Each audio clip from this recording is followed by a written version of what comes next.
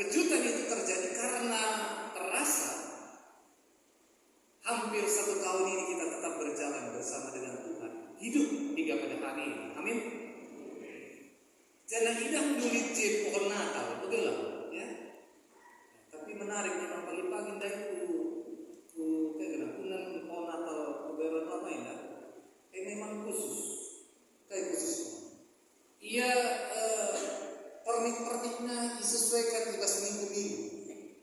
Ya, minggu pertama biru suca, mengalir lampu, begitu.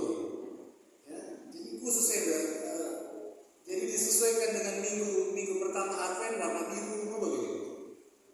Minggu kedua tak warna merah, beda kasih tengah dulu. Wah, tak sesuaikan seminggu. Kalau minggu Advent ada saja lebih. Kari pas tanggal 24 makanan terang, ternyata perban ngadung, syukur dengar lah, masih mau dibeli. Artinya perpuluhan sikil itu kan kadang-kadang kita pun demikian. Kita hidup di dalam kehidupan kita ini kadang-kadang sesuaikan dengan waktu, begitu. Enggak kita lengkapi sempurnakan secara utuh. Di sini yang begitu katakan kenapa pohon Natal hanya pada saat ini biru. Saya pikir tadi sesuai dengan minggu Advent pertama, ternyata itu belum lengkap. Dan ternyata iman kita kadang-kadang seperti itu, Bapak Ibu. Setengah-setengah, enggak sempurna, enggak langsung lengkap dalam iman kita. Betul atau tidak? Betul atau betul? Betul. Betul kan? Setengah-setengah, kita datang ke gereja setengah hati. Kita datang ke gereja perban lidje si kata kencang. Kita datang ke gereja entah perban lid surah-surah entah. Surah-surah berjabu. Enggak pernah saya datang ke gereja, iya. Tapi lagu bahasa Barat lama ya. Barat lama lagu begini. Waktu pas tidak belajar cerita lagu bagaimana. Bahasa gereja Sudirman. Lah pernah yang gereja 1 tahun entah. Lidje waktu anak-anak berjabu. Iya. Bawa anak-anak. Artinya perpuluhan sikil itu kan ini yang seringkali dalam kehidupan kita terjadi. Kita tidak sepenuhnya memperlengkapi kehidupan iman kita dengan satu keutuhan. Sung-sung megegel, sung-lang. Dapat angin terbang sedikit, goyang. Kadang itu katakan sengget-sengget lidje pas betul bentar. Ya, lid melala kejutan-kejutan yang terjadi dalam kehidupan kita, dan kita tidak siap dengan kejutan itu, betul tidak? Kita nggak mempersiapkan diri kedatangan Tuhan. Oke, tema pas kalian nama Nina ibas bahan kaida Rama Raja Damai Sinar Damai. Kalau bahasa Indonesia-nya Raja Damai yang akan datang, ya, Raja Damai yang akan datang. Kalau dari tema ini, ya, Raja Damai, ya kalau bahasa Karo lah, biar salah.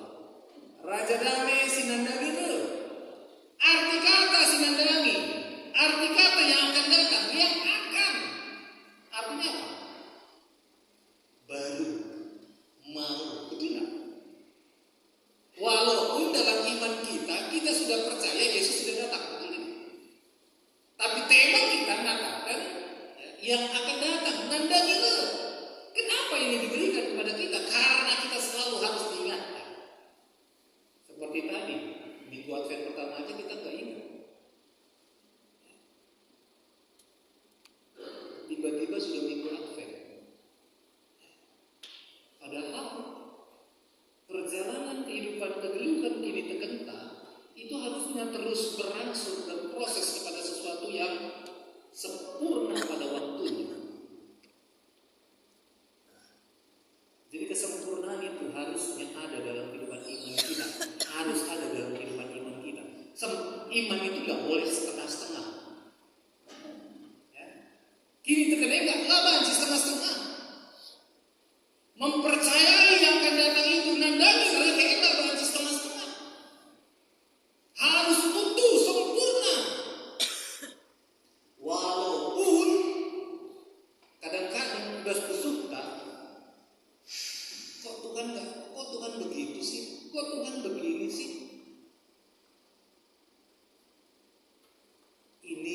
harus kita renungkan pada pagi hari menjelang siang ini perlindungan sekeliling Tuhan.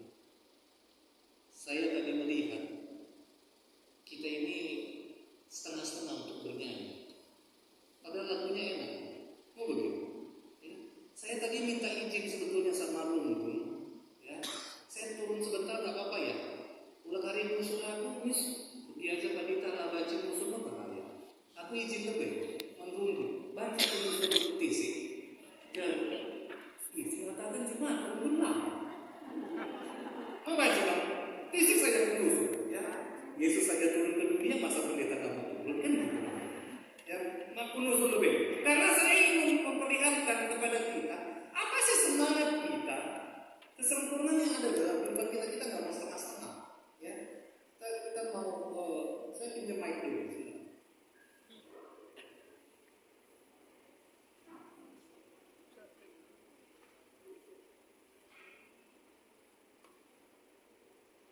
Ya,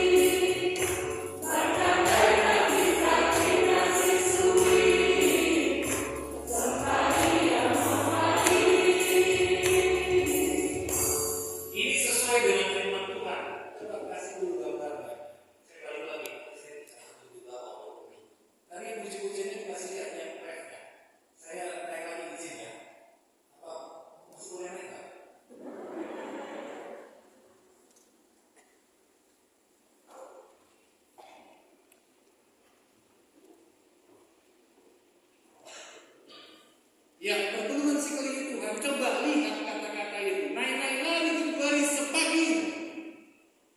Kita kadang-kadang tidak memahami kata-kata dalam pujian, apalagi memahami arti. Ini harus jadi persoalan dalam hidup kita. Naik-naik kembali sepagi dari dahulu, kan gitu ya. Sampai sekarang dan sampai nanti yang disembah siapa? Yesus. Persoalan berikutnya adalah kita kadang-kadang menempatkan Yesus bukan kepada tempat yang paling tinggi, tapi kita tempatkan Yesus di bawah kaki kita. Bukan Yesus tempatkan dalam diri hati kita, tapi berada di luar diri kita. Dan itu terlihat melalui nubuatan Nabi Yesaya.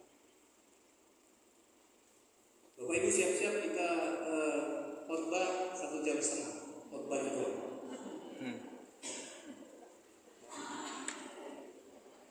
Ini udah pada bisa semua, baru dibilang 1,5 jam. Pertanyaan Bapak Ibu, tinggal di rumah Tuhan bagi Paulus luar biasa. Kita tinggal di rumah Tuhan 1,5 jam.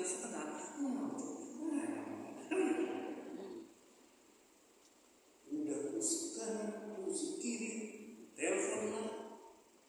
Saya pernah cerita seorang pendeta di SMS, pendeta jangan lama-lama. Iya. Perbankan dia dan isi aku. Mudah-mudahan lah masuk WA pengembang gitu.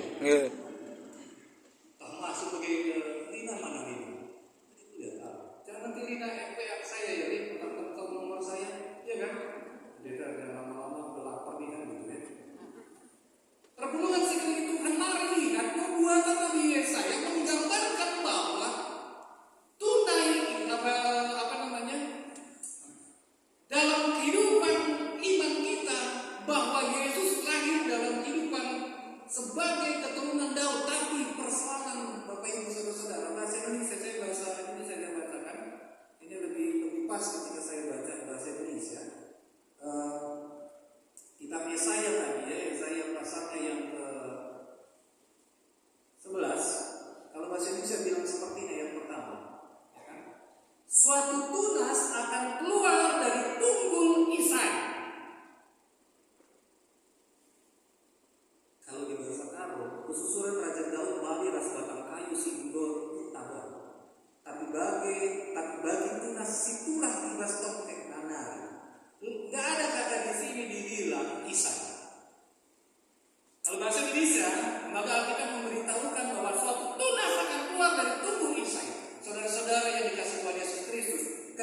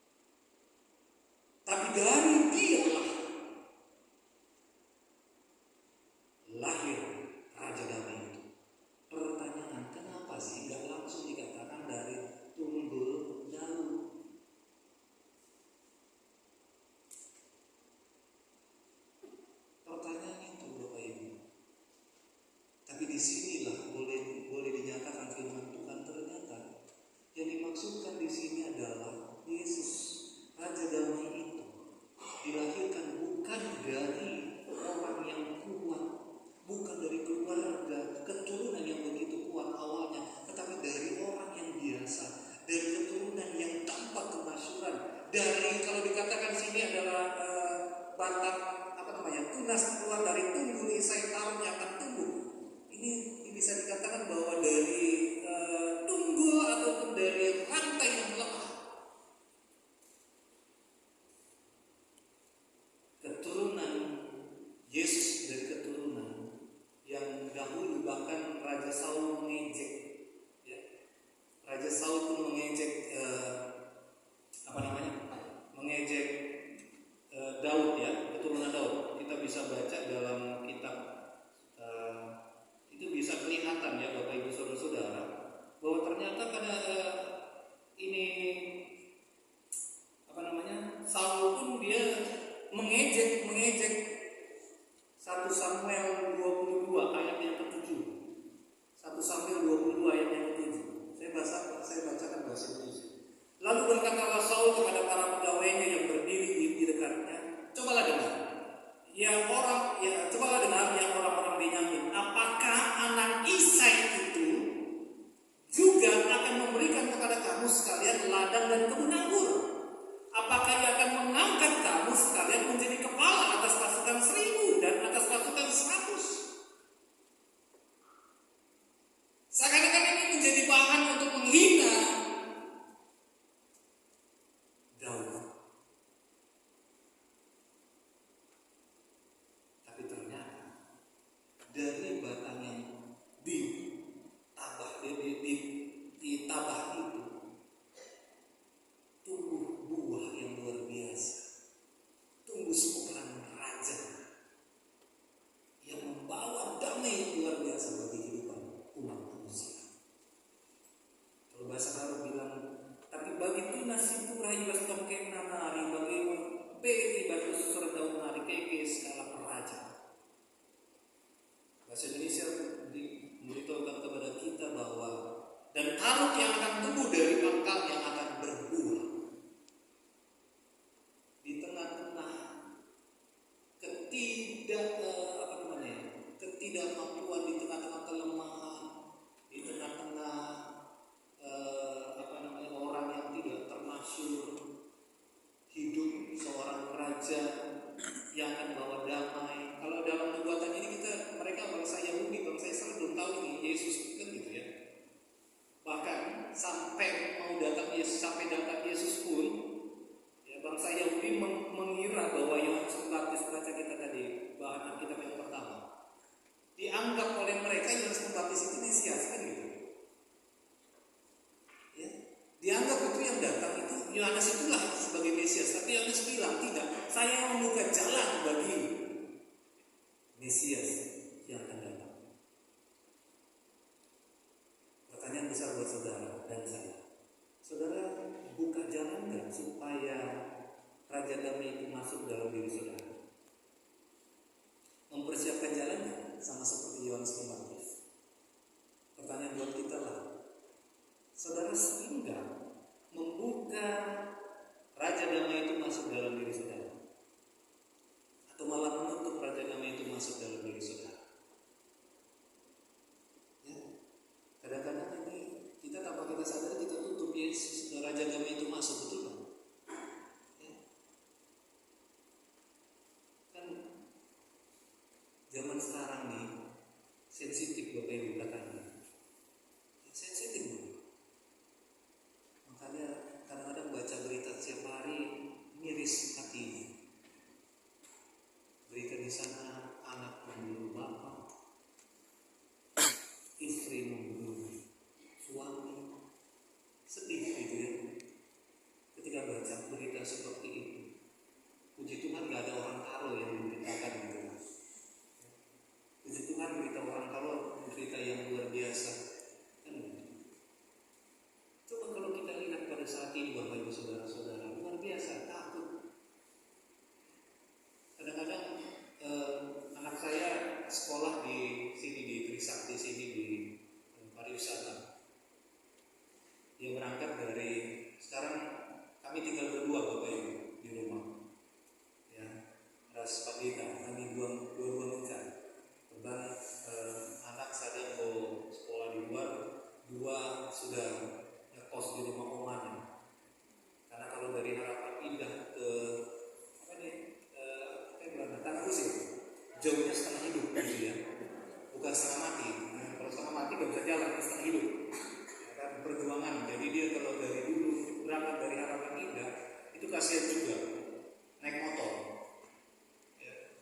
Kalau anak yang satu sekolah di Pasar Baru di Manado, jadi kan mau tidak mau mereka harus tinggal di rumah oma yang lebih dekat, dan mereka bisa lebih mempersiapkan diri. Nah, kadang-kadang ketika perjalanan omanya bilang telepon ke kami, ini kok belum pulang, malam-malam kan gitu ya, padahal anak laki-laki ya. Jadi sekarang anak laki-laki sama anak perempuan sama kekhawatiran kita, betul nggak? Pernah dengar ya, itu sama lah kekhawatiran kita. Nah itu omanya bilang telepon dulu anak kami yang nomor 2 yang di Trisakti Pariwisata sini, karena belum pulang katanya jam 11 malam. Kami telepon, ternyata ada kerjaan lagi begini. Memang kami terus terang kami bersama pendeta nggak kami kasih pos sementara karena masih ada rumah omanya kan, seperti itu. Artinya Bapak Ibu Saudara-saudara, saat ini begitu banyak kekhawatiran, betul tidak? Saat ini begitu banyak ketakutan melihat zaman saat-saat seperti ini. Tapi apakah ini membuat pengaruh besar dalam hidup iman kita? Ya, kadang-kadang mempengaruhi. Lebih berharga, kan itu kadang-kadang. Mana sih yang lebih berharga dalam hidup kita? Kadang-kadang kita lebih takut barang-barang yang hilang daripada takut kalau anak kita yang hilang, kan gitu ya. Benar nggak? Kan begitu banyak kan gitu ya. Kata ceritanya ada ketika sebuah keluarga mungkin pernah sudah duka, ya kan, tidur malam lalu mamanya ini ya seperti oma kami itu takutan itu belum pulang-pulang, dibangunkanlah perbakannya, Pak, Mendak lebih kan gitu. Jam 10 saja nggak boleh apa? Boleh ya hari. Bukan yang boleh ya hari. Telepon lebih hilang boleh. Gila. Saya tiba-tiba, bunyi alarm mobil.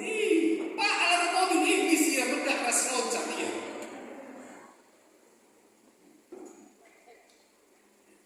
Artinya kadang-kadang kita lebih berharga barang daripada hidup seorang anak, betul tidak?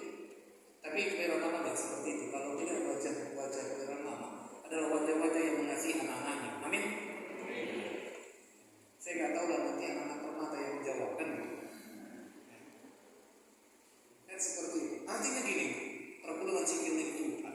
Mari lihat, Raja Damai yang akan datang itu adalah Raja yang bagaimana? Yang harus kita imankan dalam iman kita. Adi ogen bebas Alkitab, ogen bebas bahasa. Minta ogen. Ayat yang kedua, kesatuan ringan ibas kita. Ya, jangan mereka pemerintah ras kuasa merintah rakyatnya. Itu nggak perhatian Tuhan. Muhammad ia paksa. Jangan kriahena mematuhi Tuhan. La artalaskan si terida saja yang ada ini. Tapi artalaskan kain si begini. Ayat si pembatas alu bujur irwina perkara kalak musim. Jangan dibela kalak si tertindas. Arah perintah kalak si yang salah hukum. Jangan kalak jahat. Kan luar biasa. Raja Damai Sinandagir ini.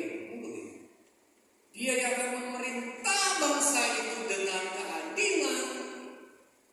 Dia akan membuat kehidupan di dunia ini penuh dengan kesejukan.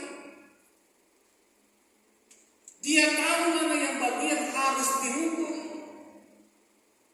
dan mana yang harus dibela. Raja Damai yang akan datang ini adalah Raja Damai yang luar biasa, penuh dengan kebujuran ras benar. Ayat 9. Raja Damai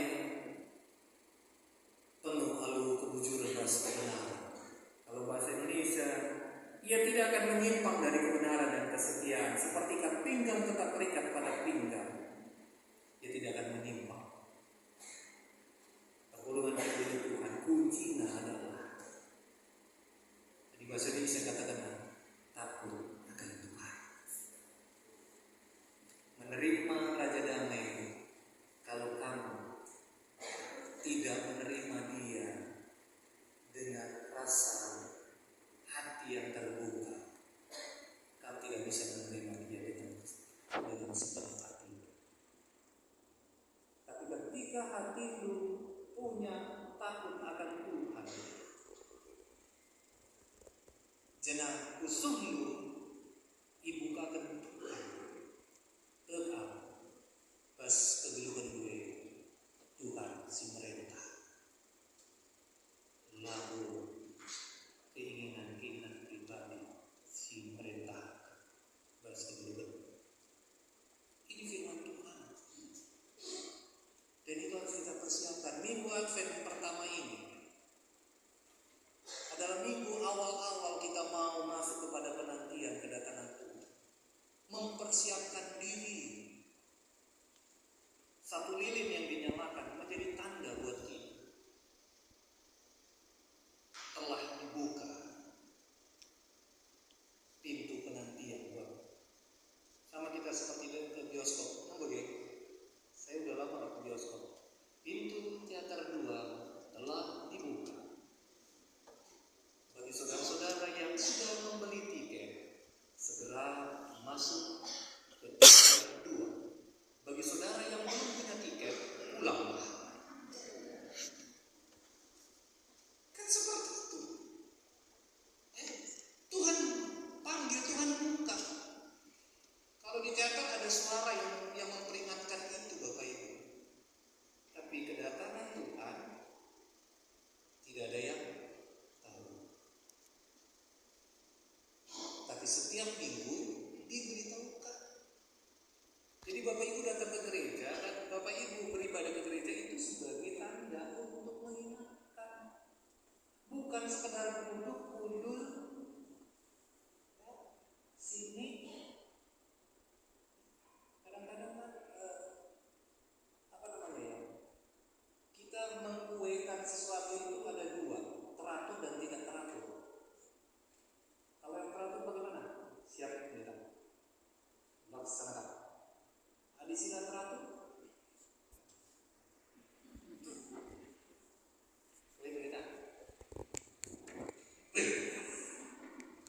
Kan itu gak teratur kan?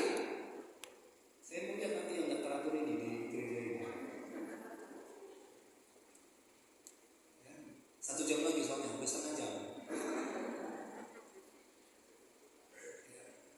Ini masih panjang nih firman Tuhan nih. Ya. Saya sudah sarapan, puji Tuhan. Kalau kamu belum sarapan ya masih dulu.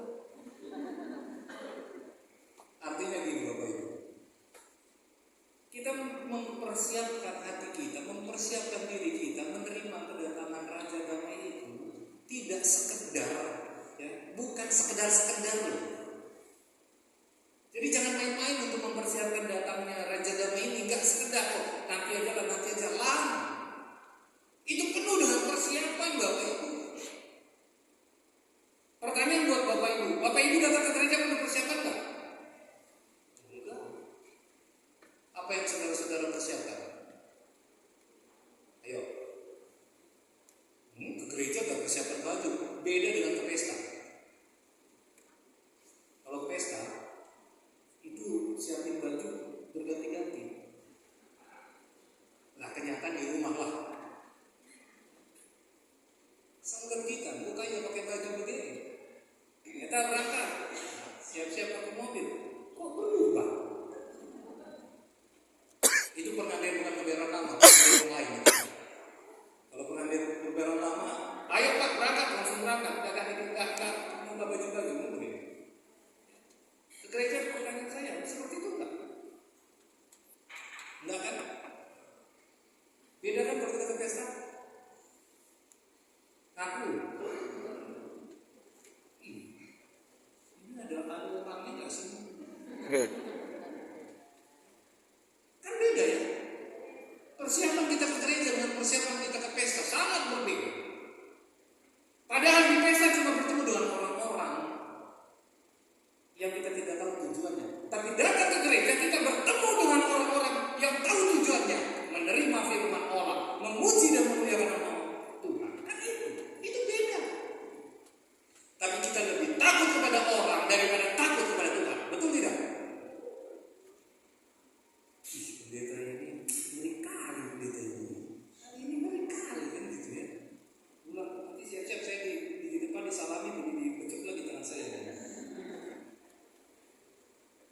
Saya bukan mau menakuti, tetapi kita buka hati kita. Bagaimana kita mau menerima Kristus kalau hati kita tidak nyatakan Tuhan aku menerima Engkau dengan persiapan yang luar biasa. Karena yakin dan percaya firman Tuhan bilang, ketika Dia datang, hidup itu tidak ada lagi perpecahan, hidup itu tidak ada lagi pertengkaran, hidup itu tidak ada lagi perselisihan. Benar? Ayatnya yang ke-6 sampai ayatnya yang ke-9, Bapak Ibu. Coba baca. Enggak terbayangkan kita serigala harus biri-biri gelur rasa kalau damai. Banyak begini. Harimau tutul mendem-mendem rasa anak kambing. Aku kemarin baru lihat itu anak beruang makan kambing sekali lahap. Kambing yang besar dimakan beruang sekali lahap. Ini enggak. Harimau tutul mendem rasa anak kambing. Bayangkan. Ini di rumah terbakar rasa kambing. Tidur punggung ketemu punggung. Pernah ya Bapak Ibu tidur punggung ketemu punggung satu harian satu malam? Hah? Pernah nggak di rumah satu hari nggak ngomongan sama istri atau suami? Sudah ya, barang lama enggak ya? Sehari enggak, 3 hari ya.